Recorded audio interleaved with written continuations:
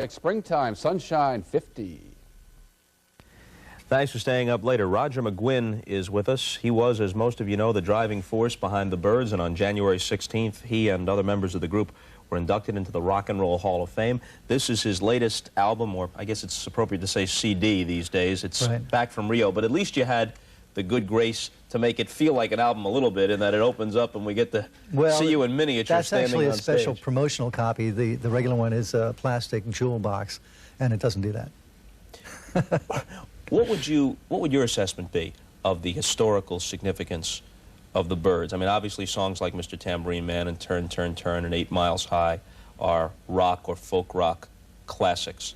Yeah. But in terms of the influence on what followed, that's where I think the real importance of the Byrds lies. Would you agree with that? Well, that's a serious question for something that's kind of a lighthearted thing in my book, because we started out as folkies and we got inspired by the Beatles, you know, and we just wanted to record rock and roll.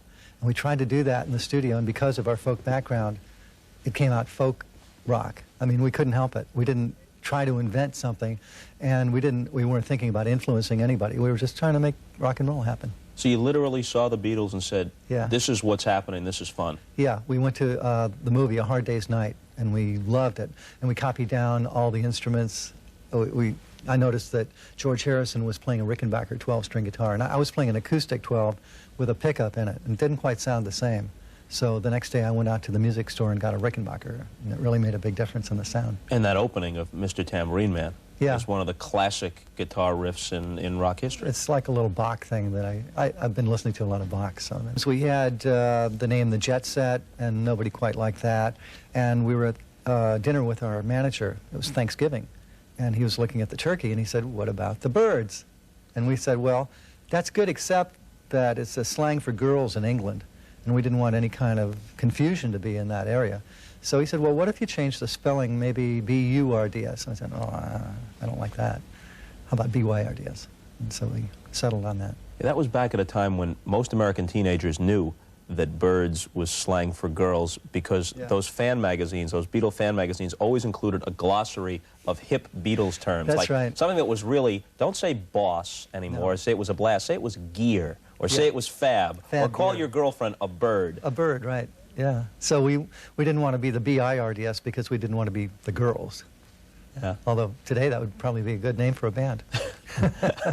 How important was it to you, commercially, and maybe more so psychologically, that Dylan stepped right up and gave his stamp of approval to you guys?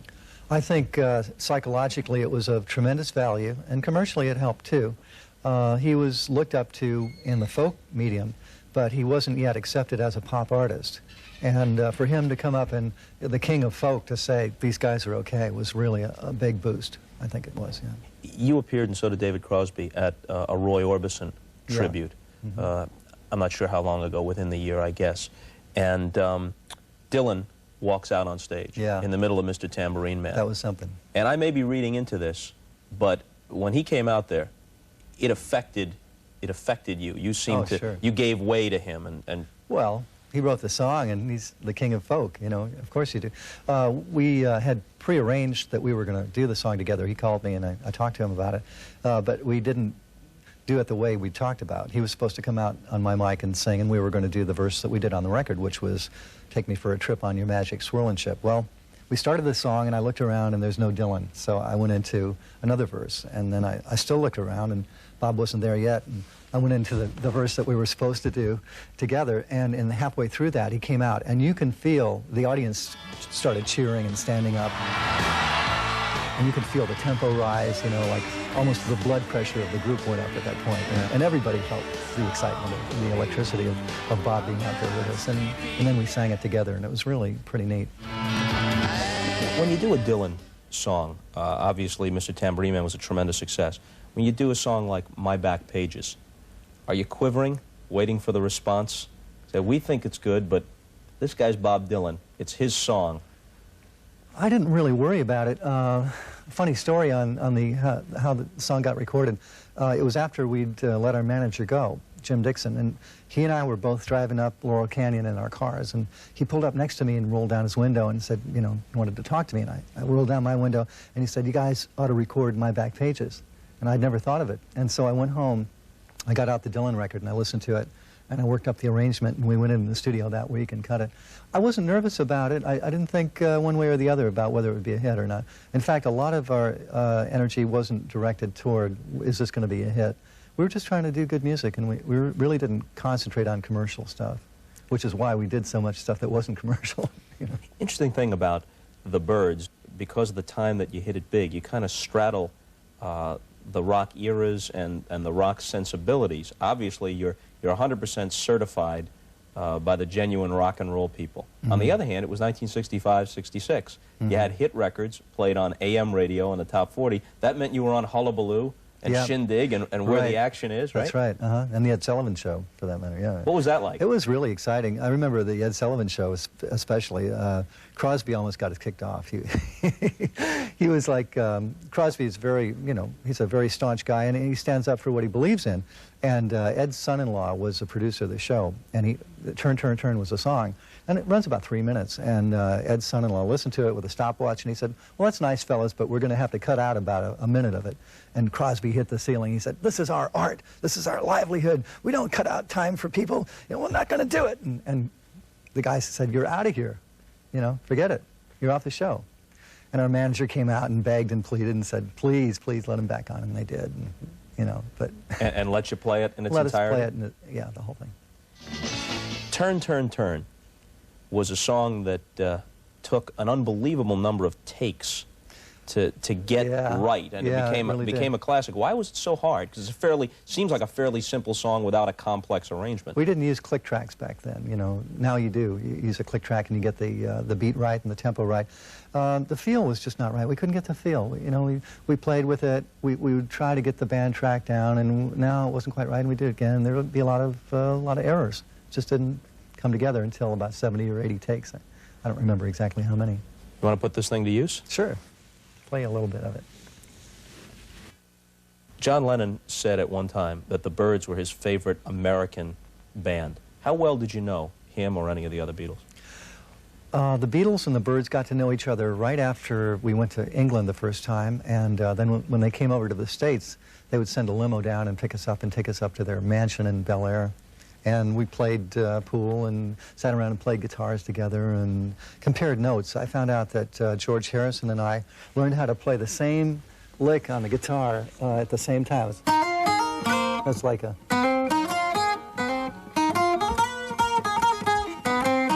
There's a thing from the backside of Gene Vincent's record called Woman Love.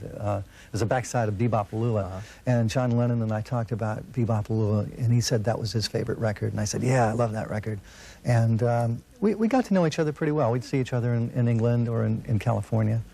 And we sent things back and forth to each other, little songs. And George Harrison listened to this riff on The Bells of Rimney.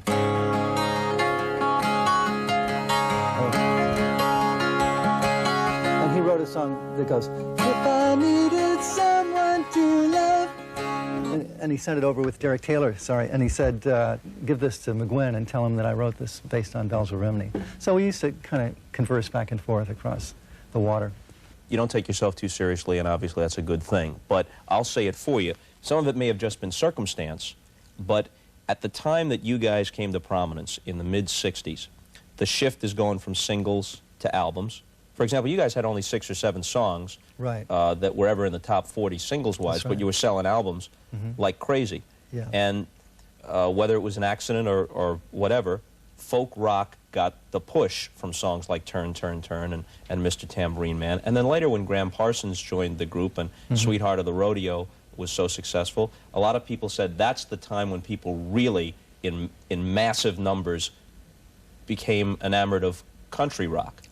That did help country rock to have the Byrds go into it like that. We were just trying to change musical direction so we wouldn't get locked in a box, because the press has a way of saying, well, this is folk rock, and that's what these guys do. And we wanted to pop around and maybe, you know, be sort of evasive, serpentine, you know, get into different areas of music. And that's why we did go into country and have a little jazz influence with 8 Miles High, a little raga influence with Y, the backside of 8 Miles High. Kept trying to change the direction. Was 8 Miles High a drug song in any way? I don't know, you just had David Crosby on a while at some time, and I don't know what he says. He and I and Chris Hillman and Gene Clark wrote the song. And what I was thinking of was an airplane ride back from England. We had just come from a really horrendous tour of England where the press crucified us because we were, without our knowledge, portrayed as America's answer to the Beatles. The promoter did this because it sold more tickets. And so when the press saw us over there, they were out to get us. And they did. And they said that we were terrible. And we came back to the States feeling, wow, you know, that was rough. And we wrote 8 Miles High about the airplane ride. About 8 Miles High was about the altitude of the plane. And when you touch down, you'll find that it's stranger than known. Signs in the streets that say where you're going. That's like the street signs in London are funny. They're not like the ones in America where you can look at them on the corner and see where you're going. You have to look up in the third floor of a building, and there'll be like this little plaque taped up there, and you know, nailed up there, and maybe it's fallen off or it's been there for so long that you can't read it. So signs in the streets that say where you're going are somewhere just being their own. Rain Grey Town, known for its sound, in places small faces unbound. It's about London. It's about the trip over there. It doesn't seem, because it isn't as acidy sounding, it doesn't seem like a psychedelic rock song, but it's fair to say that it paved the way, right? I don't know. People read that into it. There was a tip sheet for radio that said it was, and a lot of stations stopped playing it at the time. The instrumental break was a tribute to John Coltrane. We'd been listening to a lot of Coltrane records and loved him so much that when we got back, I was trying to emulate him on my Electric 12 and get some of those like valve closing sounds, you know. I love that stuff. Still do. Well, when you pay such obvious tribute to a Coltrane, and you say that, hey, we saw the Beatles, they knocked us out, we went in that direction, acknowledge what Dylan meant to you. There seems to be some of the wide-eyed kid in you still, even as a veteran. Oh, sure. I'm grateful to rock and roll that I've never grown up, and I still have a lot of awe for what's going on in the world, and it feels good. When I was growing up in Chicago listening to Elvis Presley on my transistor radio, I never dreamed I'd be in the same Hall of Fame that he is, and thank the Lord for it. Petty appears, at least briefly, on your present album, and Elvis Costello contributes too, doesn't he? Right. Right. Tom and I wrote the lead song, King of the Hill, together on a tour, and he sang on that. And he also sang on a song about the environment called The Trees Are All Gone. And Elvis wrote a song for me. It's called You Bowed Down. And he happened to be in L.A. when I was recording it, and he came to the studio and sang background on mine. You bowed down, you bowed down. Is there any truth to the notion that Dennis Hopper's character, an Easy Rider, was fashioned in part after David Crosby, then your partner with the Byrds? Peter Fonda told me that he was basing his character on me, and Hopper was basing his character on Crosby. Yeah, he told me that. A couple of your songs are on the soundtrack of the movie, right? Yeah, we used, let's see, we used a couple of songs, yeah. I wrote one for it called The Ballad of Easy Rider, which is like...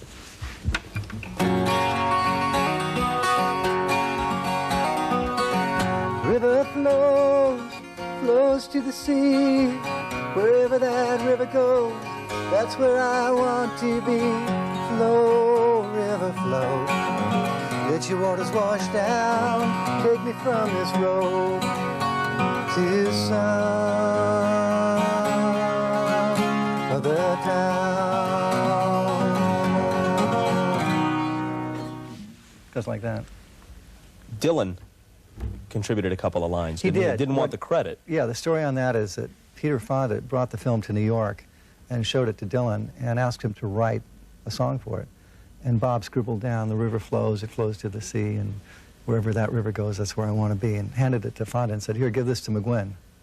So he went back to California and gave it to me, and I finished up the song. Now, Fonda's character was based on you, and Hopper's was based on Crosby. What threads of truth do you see, and where do you see this is an exaggeration or something else? Well, the basic thing that Fonda was trying to do was, I have this positive attitude where I used to go around saying, I trust everything will work out all right. And at that time, Crosby was a little bit on the negative side. Oh man, this is never going to work, you know, it's not, we can't do that. And so that was the two characters, the dichotomy of positive and negative. The Byrds are one of rock and roll's historic groups, and that was recognized when they were inducted into the Hall of Fame on January the 16th. We thank Roger McGuinn for stopping by, and this is his latest solo effort, with a lot of help from his friends, though, back from Rio.